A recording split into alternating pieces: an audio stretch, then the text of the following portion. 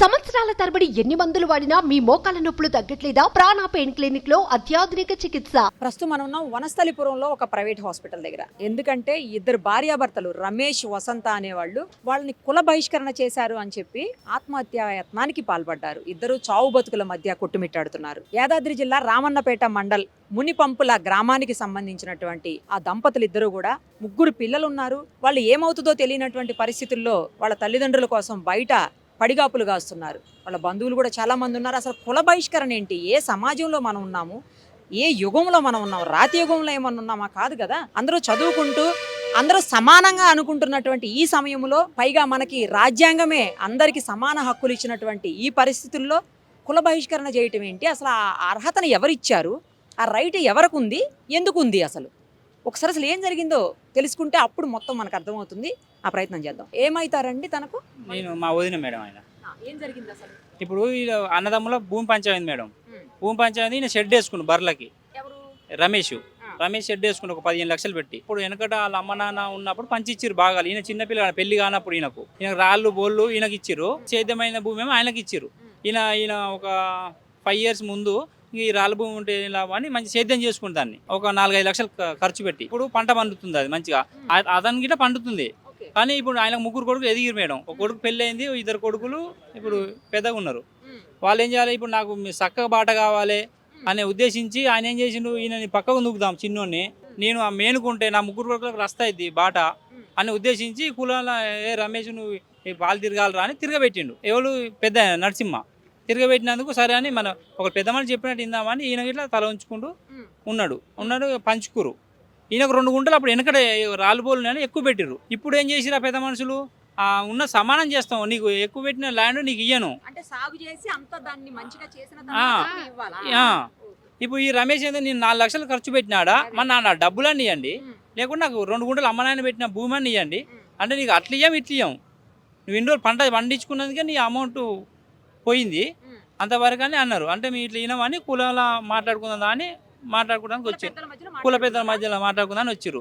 మాట్లాడడానికి వచ్చినాడు వాళ్ళు ఏమన్నారు? మీరు చెప్పినట్టు వినాలిరా నువ్వు, లేకుంటే ఎక్కడ పోయి నీకు న్యాయం జరగదని వాళ్ళు కుల పెద్ద మనుషులు ఒక 4-5 అన్నారు. మొత్తం 10 మంది మేరే వాళ్ళు 10 మంది కలిసి అన్నారు. పెద్ద మనిషి అన్నప్పుడు ఇటు 5 అటు 5 4 అని ఉండాలి. లేకుంటే వాళ్ళు చెప్పిన 10 మంది పెద్ద మనుషులే వాళ్ళు ఎందుకు వాళ్ళే మాట్లాడుకోవాలి. 20 మంది మా మాటలు విన్న తర్వాత వాళ్ళే డిసైడ్ చేసుకుని వచ్చి సంతకం పెట్టారు. రమేష్ ఏం చేసిరంటే ఈయనకు 70,000 ఇస్తాడు చేసిరు. 70,000 ఇస్తాం నీ కింది బాగా ఉండరా అని చేసిరు. అట్లనే మేము అప్పుడు ఒప్పుకున్నాం. ఫస్ట్ ఒప్పుకున్నాక సరే అని వచ్చేసినాం. స్టేషన్ బయటికి నుంచి రాగానే ఈయన ఏమంటాడు? ఈ నరసింహ అంట ఆయనకి ఏంది ఆయనకు 70,000 ఇరికనే తిరిగిండు, ఇంకేముందిరా ఇచ్చేది అని నరసింహ అన్నాడు. అంటే పక్క వాళ్ళతోటి. అంటే ఆ పెద్ద మనిషి వచ్చి అరే ఏంద్ర రమేష్ నువ్వు సంతకం పెడితివి, నీకు ఇప్పుడు డబ్బులు ఇయ్యడా, నీకు భూమి దక్కనియదా, ఇదేంద్ర పద్ధతి కాదురా అంటే ఎట్లన్నా మరి చూద్దాంలే ఒకరు ఇప్పుడే అనగానే ఎమ్మటే ఒక ఆవేశం మీద అనొచ్చు, కానీ మనం తర్వాత చూద్దామన్నా అని మేము అట్నే సైలెంట్గా ఆగినాం. ఆగుతా ఉంటే రోజులు గడుస్తూ ఉన్నాయి, డబ్బులు ఇవ్వట్లేరు. నేను దుంతా ఏం చేస్తావు ఐసా పైసా అని ఈయన చిన్న ఆయన ఎగతాలు చేస్తుండు. నా డబ్బులు ఇచ్చి నువ్వు ఏమైనా పని చేసుకో అంటే అది కాదురా అని ట్రాక్టర్ నీళ్ళు వేసిండు. ఈమె మా భార్యకు ఆపరేషన్ అయింది పోయిన నెల క్రితం, 2 నెలల. ఈ రమేష్ ఆడికి వస్తుండు. ఆయన అంతనే ఈయన వచ్చే చూసి నీళ్ళు వేసింది. ఇక ఈమె లేదు వసంత అంటే అక్కడ హాస్పిటల్ ఉంది. మేమందరం అక్కడ ఉన్నాం. ఆయన ఒక్కడే ఉండు, ఇంటికి పోయి చూసేస్తా బర్రెలు గిట్టు ఉండే చూసేస్తాను పోయిండు. పోయినందుకు ఈయన ఏం చేసిండు? ఆడ నీళ్ళు వేస్తున్నాయి. ఎందుకంటే ఇది బాయికాడ అనుకుంటుంటే ముస్తాతో కత్తి ఉండే ఆయన తాళ్ళెక్తాడు. ఓళ్ళు నరసింహ తాళ్ళెక్తుంటే కత్తి తీసిండట. ఈయన ఒక్కడు వాళ్ళు 4 ఉన్నారు ఆడ, కొడుకులు ఆయన ఒక్కడు. 4 ఉంటే ఉన్న పెద్ద మనిషి ఉండే ఏంద్రా అది అని విడగొట్టిరు. ఈ రమేష్ అన్న భయపడ్డాడు. అమ్మ నన్ను చేస్తాడు అని దూరం వెళ్ళిపోయింది. ఇక ఈమె మా వదినకు చెప్తే వద్దా నేను ఇంటికి వెళ్ళిపోతాయా ఈమె హాస్పిటల్కి రిటర్న్ చేసుకుంటే మేము హాస్పిటల్లోనూ ఆమె వెళ్ళి వచ్చింది. మళ్ళీ 10 రోజుల తర్వాత మళ్ళీ కులాన పిలిచిరు.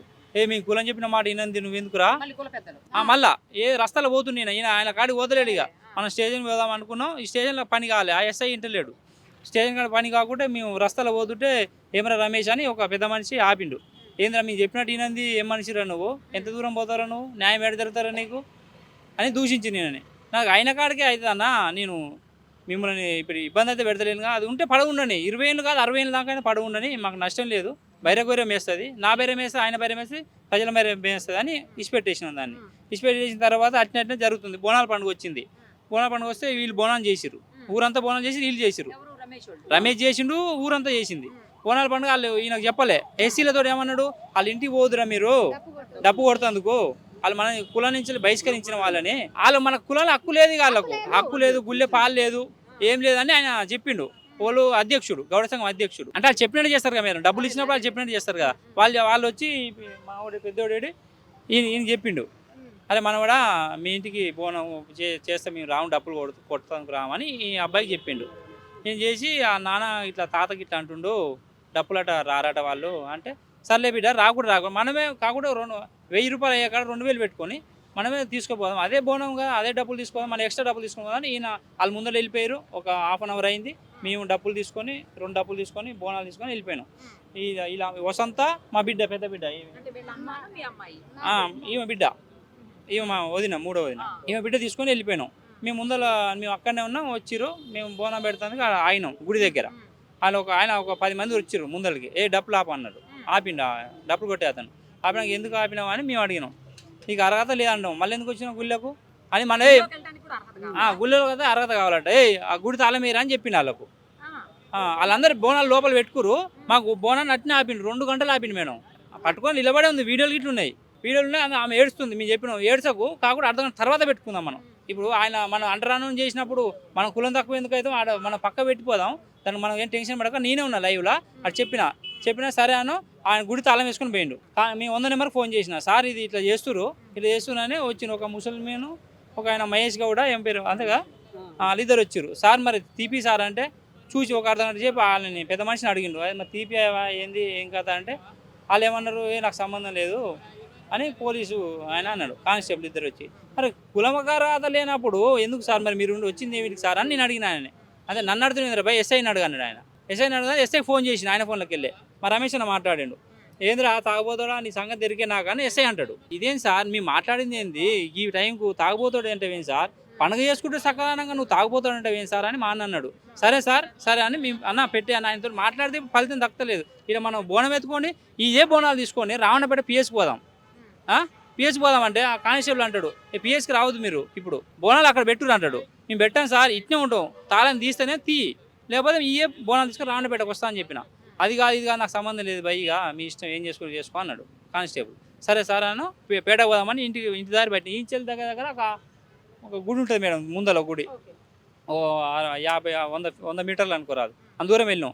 అప్పటికి కానిస్టేబుల్ మాకు చెప్పిన తర్వాత ఒక అర్ధ గంట సేపు అక్కడే ఆగినాం. మళ్ళీ మేము ఆగిన తర్వాత ఆయన వెళ్ళిపోయింది. మీ ఇష్టం ఏం చేసుకో, వచ్చి కంప్లీట్ ఇచ్చుకుంటూ బోనం తెచ్చుకుంటూ ఏమైనా తెచ్చుకోమన్నాడు. సరే అన్న మనం పోవంపా, ఒక ఆటో మాట్లాడుకొని అని చెప్పినాం. ఆటో ఆయన ఫోన్ చేసినాం.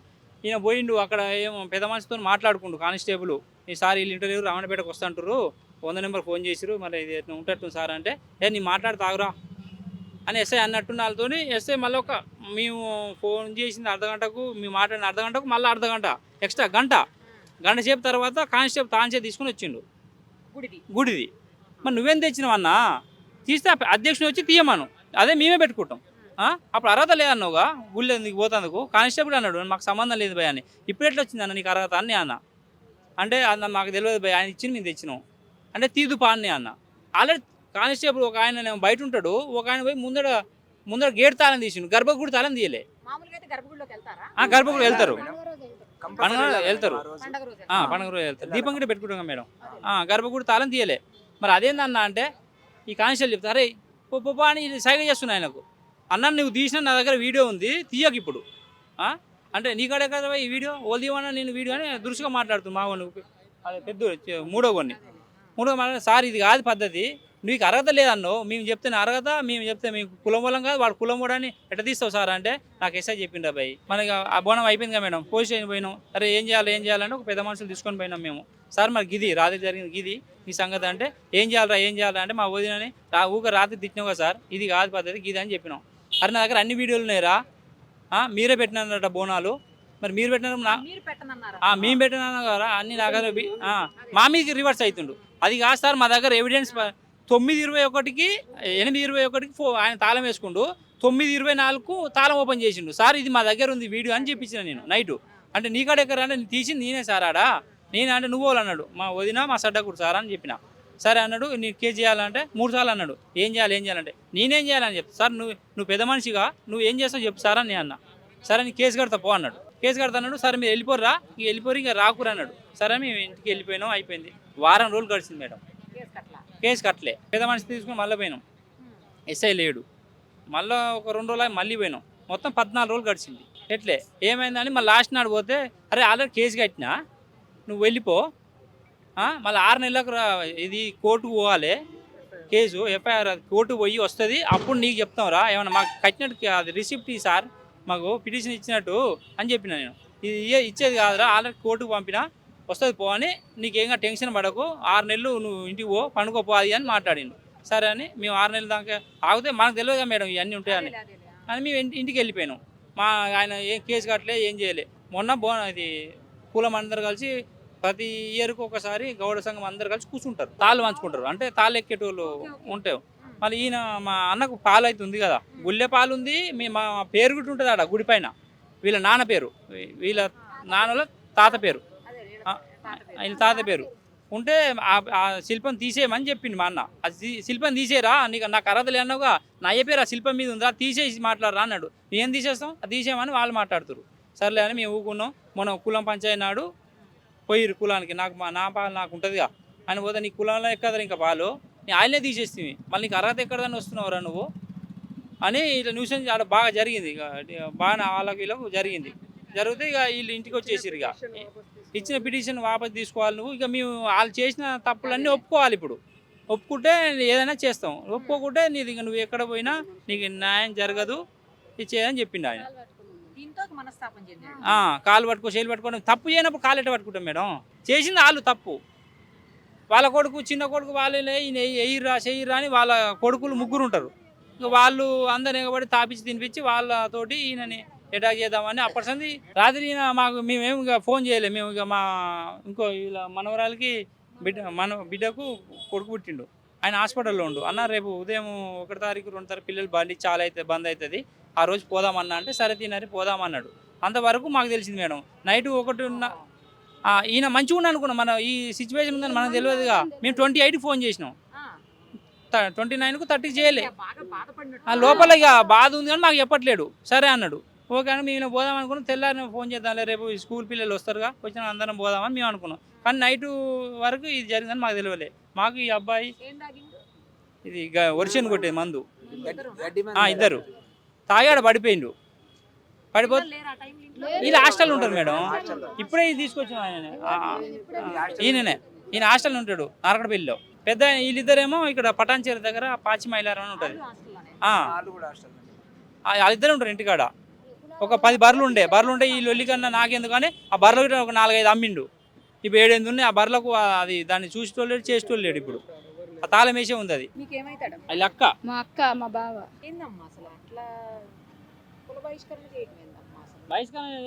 అట్లా చేస్తారట మేడం వాళ్ళు అట్లనే చేసి మా అక్కని మా బావని చంపి వాళ్ళు వేసుకుంటారు. మాదంతా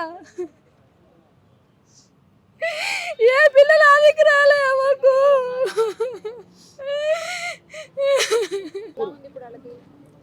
సీరియస్గానే ఉందని చెప్తారు మేడం. 48 గంటలల్లో చెప్తామంటారు.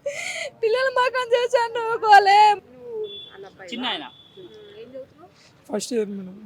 చెప్పారా అమ్మా ఇలా జరుగుతుంది ఇంట్లో అని మీకు ఎప్పుడన్నా చెప్పారా? ఏం చెప్పారు మేడం. మొన్న మా ఫ్రెండ్ చనిపోతే ఆడికి పోయినాం మేడం. పోతే కాల్ చేస్తే ఇట్లా గొడవ ఉందని పిలిచి పోయేస్తా అని చెప్పింది మేడం. అంతే. మళ్ళీ మార్నింగ్ కాల్ చేద్దామంటే సార్ చేసిండంట మేడం. మళ్ళీ వస్తున్నా అని చెప్పారంటే సారే కట్ చేసిండు మేడం. వెళ్ళలే మేడం, ఇప్పుడే వచ్చిన. ఏమవుతారమ్మా? చెల్లి అవుతుంది మేడం. చెల్లి అవుతుందా? ఎలా ఉంది ఇప్పుడు? సీరియస్గా ఉంది మేడం. సీరియస్గానే ఉందా? మరి మీరు ఎవరు వెళ్ళి మాట్లాడలేదమ్మా? మేము 5 వాళ్ళు ఇక్కడే ఉంటాం మేడం. మాకు తెల్లారి తెలుసు. పిల్లలు కూడా చిన్నోళ్ళు ఉన్నారు. చిన్ననే ఉంటారు మేడం. శనికాడాలని మస్తు ఇబ్బంది పెట్టారు. మా చెల్లెని, మరిదిని, వీళ్ళందరినీ కొట్టిర్రు. వాళ్ళు పెద్ద ఊరు, వీళ్ళ పిల్లలు చిన్నగా ఉన్నారు. వాళ్ళ భూమి 2 గుంటలు ఎక్కువ ఉంటుందంటే పంచిస్తారని కూడా అన్నాడు మా మరిది. మా చెల్లె ఎవరికి చెప్పలేరు. శనిగాడి పోయి తాగిరు. ఓలో వేరేటోళ్ళు కాల్ చేస్తే మేము బతకమంటే వాళ్ళ పుణ్యం కట్టుకుని వాళ్ళ నీడికి వేసుకొచ్చారు. కానీ ఆయన పోలీసు కంప్లైంట్ ఇచ్చినప్పుడు రానపెట్ల ఆయన ఎస్ఐ పట్టించుకుంటే ఇంతవరకు రాకపోవు. ఇది ఎందుకు మీకు ఈ గొడవ లేదు, ఇది బోనాలు గీనాలు పెట్టుకొని అంటే ఇంత గొడవే రాకపోవు, ఇదంతా జరగపో. ఓల్దాలు చేసుకుందరు, ఓల్దాలు నిందరు. అసలు ఆయన చేసిందే ఇది. పట్టించుకుంటే ఇంతవరకు కాకపోవు. ఆ కులం వాళ్ళు కాదంటేనే మీకు ఆడికి వచ్చిర్రు. మీరు పట్టించుకున్నప్పుడు ఎట్లుంటుంది మేడం? స్థానిక ఎస్ఐని సస్పెండ్ చేయాలి, కుల పెద్దలను కూడా వాళ్ళని అరెస్ట్ చేయాలి. దయచేసి ఇది మాకు న్యాయం జరగాలి. మా భూమి మాకు ఇప్పించాలి. మా రిక్వెస్ట్ ఇదే.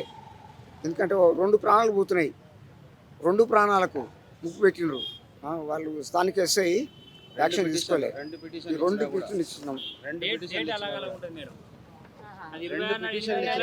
ఇచ్చినా కూడా చర్య తీసుకోవాలి.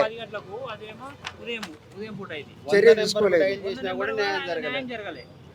దయచేసి మీ ద్వారా నేను కోరేది కదే, మాకు న్యాయం జరగాలని కోరుతున్నాం. రమేష్ వసంతల్ని ట్రీట్ చేస్తున్న డాక్టర్ గారు ప్రస్తుతం మనతో పాటు ఉన్నారు. ఒకసారి ఆయనతో మాట్లాడదాం. డాక్టర్ గారు చెప్పండి, ఏ కండిషన్లో వాళ్ళు వచ్చారు, ఇప్పుడు ఎలా ఉంది? అంటే ఇలాంటి కండిషన్స్లో చెప్పలేమనుకోండి, ఈవెందో ఏంటనేది చెప్పండి. యాదండి, వాళ్ళు ఊరు నుంచి జనరలీ పురుగులకి వేసే మందు తీసుకుని వచ్చారనమాట. ఇద్దరు కన్జ్యూమ్ చేసి వచ్చారు. సో అంటే పంట గ్రోత్కి వాటికి వాడే హర్బిసైడ్స్ అంటాము, ఆ మందు వాడి వచ్చారు. అమోనియం ఫాస్ఫేట్ అనే మందు అనమాట, నానోడాప్ అనే మందు ఇద్దరు తాగి వచ్చారు. సో వచ్చిన వెంటనే ప్రాథమిక చికిత్స స్టార్ట్ చేసాం కింద, ఇయర్లో తర్వాత ఐసీయూకి షిఫ్ట్ చేసాం. జనరల్లీ ఈ మందు కొంత మనకి లివర్ మీద అలాగే కొంత కణాల మీద కొంచెం ఎఫెక్ట్ ఉంటుంది దాన్ని. సో ప్రస్తుతానికైతే అబ్జర్వేషన్లో ఉన్నారు. ఇద్దరు వైటల్స్ పరంగా అయితే బీపీ కానీ హార్ట్ రేట్ కానీ అవన్నీ బాగానే ఉన్నాయి. హస్బెండ్ కొంచెం లివర్కి సంబంధించిన ఎంజైమ్స్ ఎలివేటెడ్గా ఉన్నాయి. వైఫ్ కొంచెం రక్తం ఆల్రెడీ ముందుగానే తక్కువ ఉన్నట్టుగా ఉంది. ఫస్ట్ కొద్దిగా అబ్జర్వేషన్ చేయాలి. ఈ హిమోగ్లోబిన్ వీటిలో ఏమైనా తగ్గుతున్నా, లివర్ ఎంజైమ్స్ ఏమైనా పెరుగుతున్నా దానికి తగ్గట్టుగా ట్రీట్మెంట్ కొంచెం మార్పులు చేసుకోవాలి. 48 అవునండి. జనరల్లీ ఈ హర్బిసైడ్స్ ఇవి మామూలుగా గుళికలు ఇలాంటివి అంటాం కదా, అంత ప్రమాదకరంగా ఉండవు. కొద్దిగా మెరుగయ్యే అవకాశం అయితే ఉంది. బట్ ఎనీహౌ ఈ 2 అవయవాలు ఎఫెక్ట్ కాకుండా ఉంటే మెరుగైన ఫలితాలు ఉంటాయి. అది 48 hours తర్వాత తెలుస్తుంది. అవును, ఖచ్చితంగా. అదైన తర్వాత కూడా మళ్ళీ ఏమైనా రికరెన్సీ ఉంటుంది? ఏముండదండి. ఎనీ డ్రగ్ ఇవన్నీ కూడా మనకి body will send it out. మన లివర్ కానివ్వండి, కిడ్నీ కానివ్వండి, బయటికి పంపించేస్తాయి అన్నమాట. అంటే కొన్ని చోట్ల వింటుంటాం కదా, అలా అయిన దీర్ఘకాలిక ఎఫెక్ట్స్ ఉన్నట్టుగా స్టడీస్లో అయితే నిరూపణ కాలేదు వీటికి. అంటే కొంత రికవరీ అయిపోయి బయటకు వచ్చాక కూడా మళ్ళీ ఇన్సిడెంట్స్ విన్నాం కొన్ని. అవి మీరు అనేది ఆర్గానోఫాస్ఫేట్ కాంపౌండ్ పాయిజనింగ్స్లో ఉంటుంటాయండి. జనరల్లీ నరాలు ఎఫెక్ట్ అవ్వడం కానివ్వండి, కొంచెం వీక్నెస్ కానివ్వండి, ఊపిరితిత్తులకు శ్వాసకు సంబంధించిన ఇబ్బందులు, ఇవన్నీ ఆర్గానోఫాస్ఫేట్ కాంపౌండ్స్, గుళికలు అట్లాంటివి అంటాం కదా, అలాంటి వాటిలో ఉంటాయి. వీటిలో పెద్దగా స్టడీస్ కూడా అంత ప్రమాదకరంగా దీర్ఘకాలిక ఏమైనా ఇబ్బందులు ఉండేటట్టుగా అయితే ఏం లేవు. ఏదైనా తెలియాలంటే అవుట్ ఆఫ్ డేంజర్ అనేది తెలియాలి. మనకు ఒక మినిమం 48 hours అండి. సుమన్ టీవీలో మీ పర్సనల్ అండ్ బిజినెస్ ప్రమోషన్స్ కోసం కింది నెంబర్కి కాంటాక్ట్ చేయండి.